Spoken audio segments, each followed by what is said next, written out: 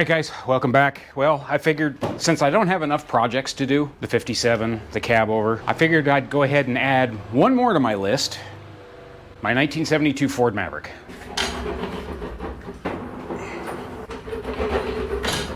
So this is a 1972 Ford Maverick, just a base model, 6-cylinder, nothing special. No engine, no transmission. Like I said, originally a 6-cylinder car.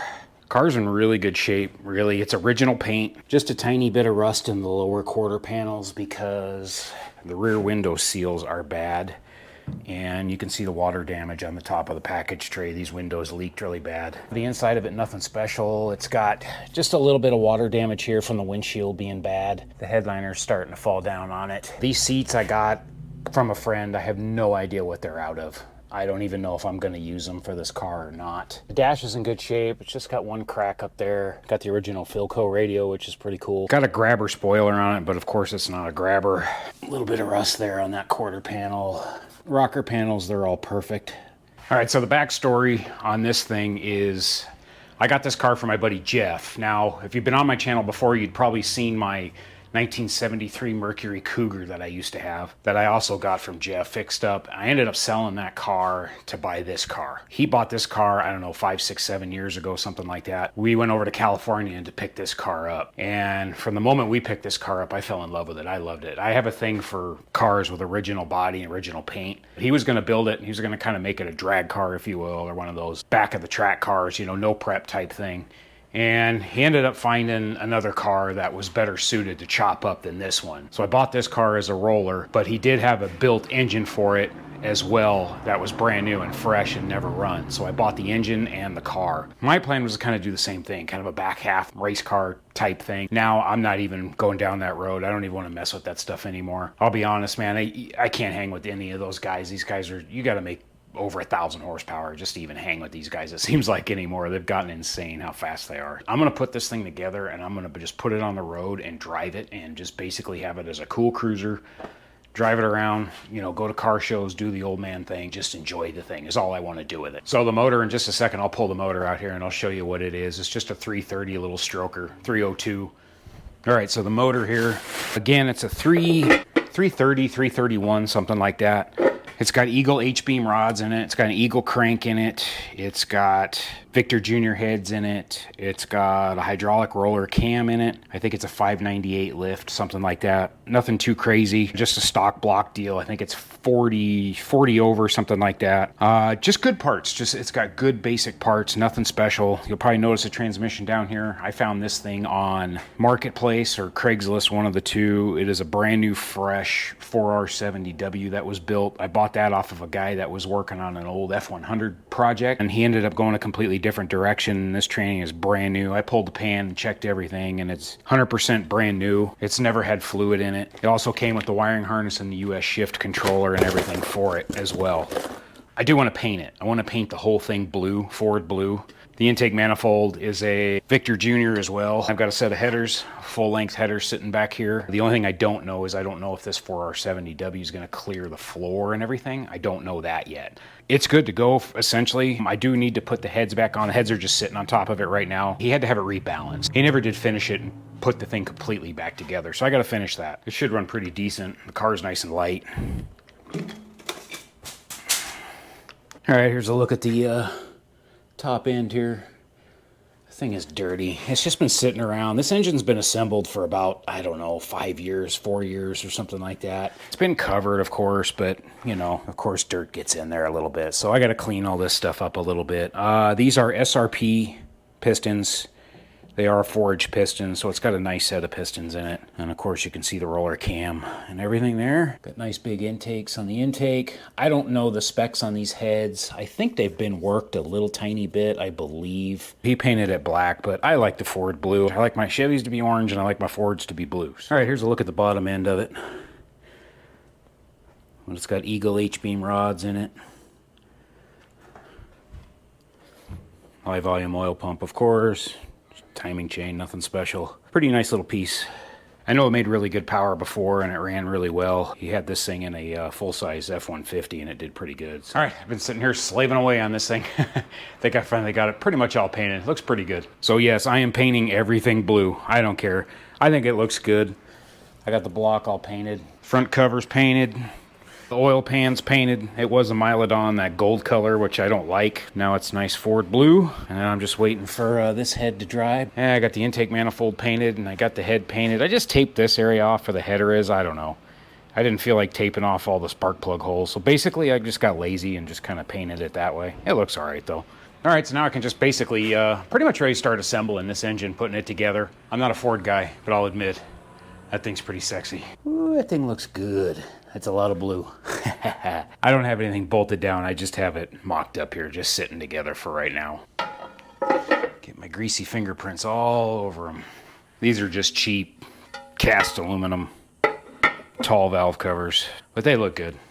I think that's gonna look sharp. Thanks for watching a Chevy guy put together a small block Ford, so that thing should be pretty cool, man. I can't wait to hear this. All right, here, got this thing almost assembled here. I got the heads finalized. They're bolted down, ready to go. Front timing cover's all done. All right, so before I finalize the intake manifold and everything else, I need to do the valve train. I think what I'm gonna do is I'm gonna pull all the lifters back out of it, and I'm gonna soak them and try to I like to pre-fill them and pump them up ahead of time.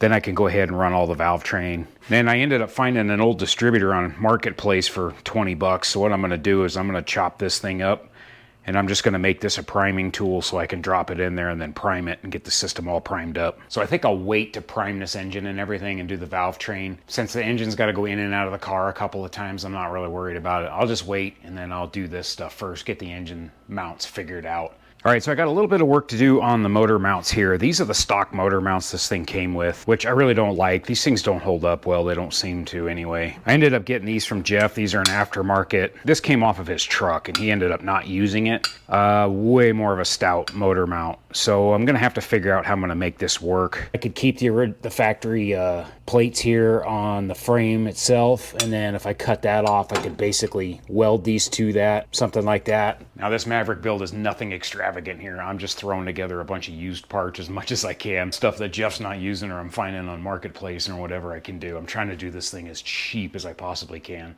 All right, I got this motor swinging here. It's ready to drop in. So I just cut those bolts off of the motor mounts. Got these all set up.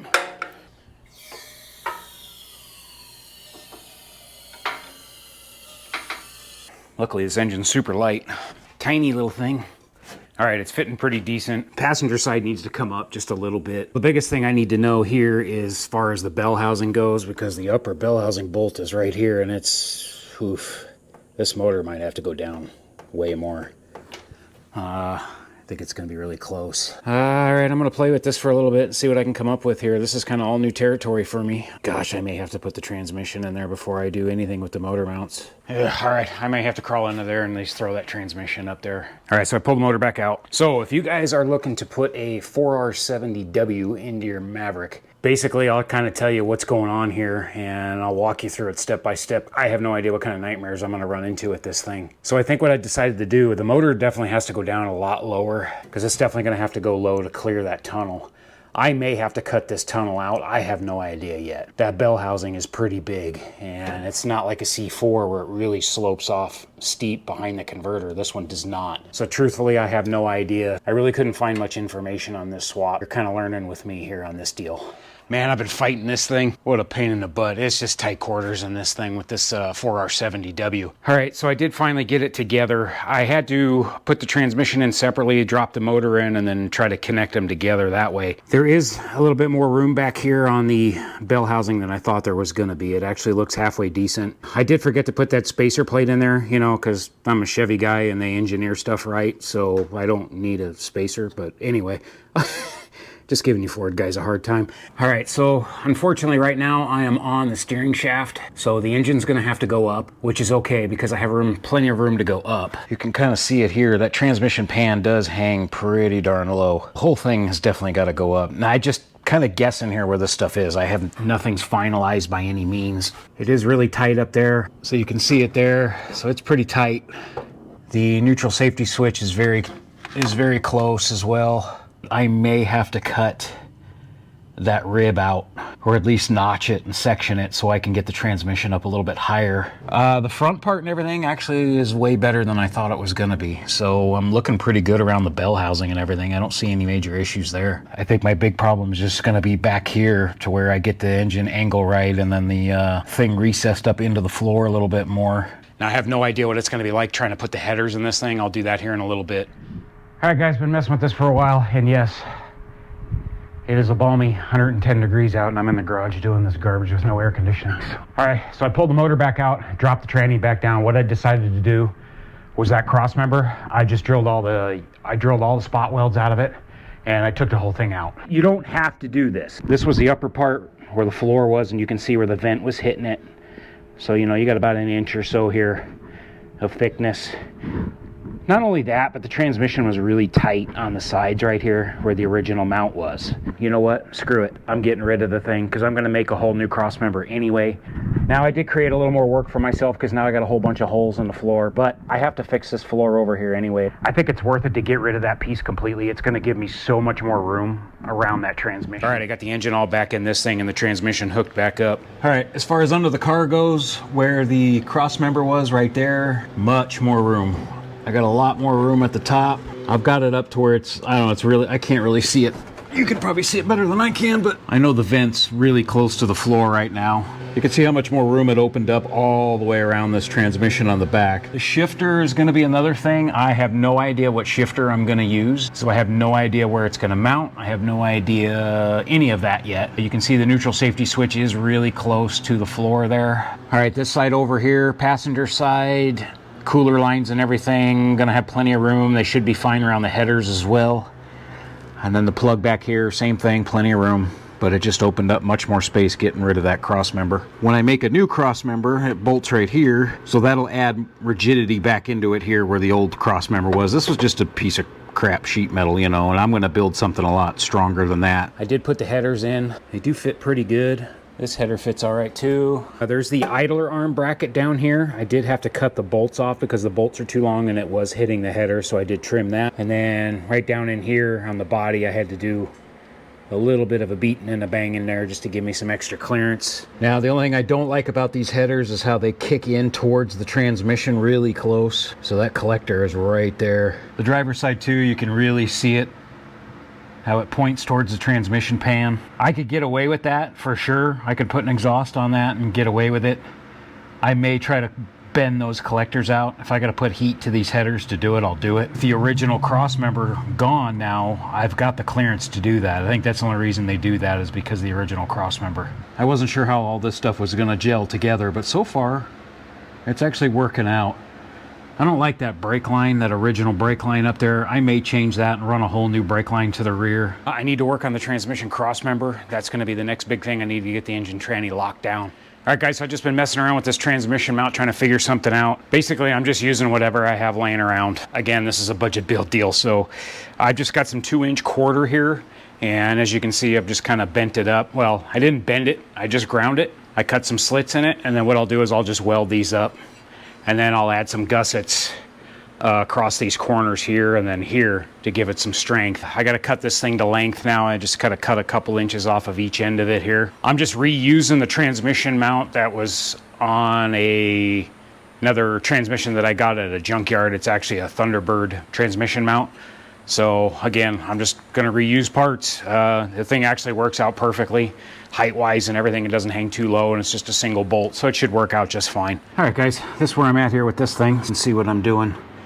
Going down around the mount. All right guys, I got this most of the way done here. I got a couple more braces to add to it really, but for the most part it's okay. I just added a couple gussets here and one right here. You know, was this the best way to do it? Maybe not. Instead of doing the through bolts through here, I just ended up putting a bolt through here. And then this is actually has a nut welded to it so it won't spin once it's up in there. So now that's at least clamping upwards onto the car. I didn't want to add a gusset all the way across this piece here because the exhaust needs to go through here. I think what I'm gonna do is I'm gonna add a brace to here that goes up along the basically like a drive shaft hoop almost. Just have it go up and then have it connect to the floor up here and then pick this load up here. And of course it'll all bolt in and everything so it can unbolt obviously. Just to support that a little bit more, Alright guys, well I got the torch out and I used my porta power with the torch, and I basically just put a piece of tubing inside the header here and wedged it off the frame on the other side. Heated the headers up with a torch and then put some force on it and bent those things out. So now they're not pointing at the transmission anymore. So that actually helped me quite a bit. Cleared up a heck of a lot more room. One of my biggest concerns was the shifter. I wasn't able to use a normal shifter with this thing because that header was pointed at the pan like you saw earlier. So now I got plenty of room all around. It actually helped me quite a bit. It actually gained me more clearance in a couple spots, so it worked out really well. Now you can see where I heated up the collectors there, or the pipes anyway. Just got them good and hot, and glowing red hot, and then just put a lot of pressure on it with the porta power and bent it no problem. All right guys, a little more progress here. I got the transmission crossmember for the most part completely done. Obviously I got to paint it and whatnot, but for the most part it's done. I added some brackets right there that you see going up, and those are basically just catching the floor to give that thing a little extra support. It was a little bit springy, just a tiny bit, you know, because I just used flat strap on this thing. The gussets did help, but I felt like it needed a little more. I wanted to leave this area here completely flat for the exhaust, so now I've got plenty of room to run a 2.5-inch pipe up through here. I got the motor set where I need it to be set. I did have a little clearance issue with the steering, and I actually had to come up with the engine a little bit higher to clear the steering underneath. I figured I had plenty of room, but I didn't quite have enough, so I ended up raising the motor up just a little bit more. I got plenty of header clearance. All the headers look really good. This has just been an all-day process of going through all this little stuff, having to change stuff, and again, one of those deals, you know, it is what it is. I think basically at this point, finally, the transmission mount and motor mounts are done. I can call them done. Now, while I got the motor out for the final time, hopefully I'm gonna go ahead and take care of all the brakes. I think I'm gonna rebuild that brake line that goes all the way to the back of the car for the rear brakes. I'm not happy with how it runs on top of the transmission and all that, and then any other little things that I need to take care of before I put the engine in, because once the engine in, there's no more room to do anything in here, unfortunately. I was gonna paint all this stuff. I don't know, I still might. I'm trying not to turn this into a can of worms, you know. And then the big thing before the transmission goes back in is a torque converter. I'm trying to figure out a torque converter, what I'm gonna do. Man, they are expensive now. It's $1,000 for a torque converter for this thing because it's a lockup and it's a 4R70W with a 3000 stall. So that was a little bit of a sticker shock for me. There is one on Facebook Marketplace that's used. I'm halfway thinking about it. The guy said it's low miles. He's got all the paperwork on it. You're taking a chance, I know. But if I can get it for, he wants like 600 bucks for it. I'm trying to save money where I can, you know. Will it bite me? Maybe.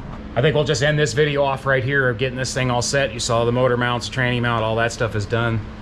And then next video here, I'll finalize everything with the engine. Hopefully I'll have a torque converter by then. It could be a couple weeks before you see another video on this thing. Luckily didn't have to cut the floor to pieces or anything like that. Just had to make a custom cross member for the transmission. Otherwise everything fit okay.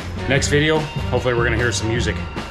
So thanks for watching guys, appreciate it, and we'll see you next time.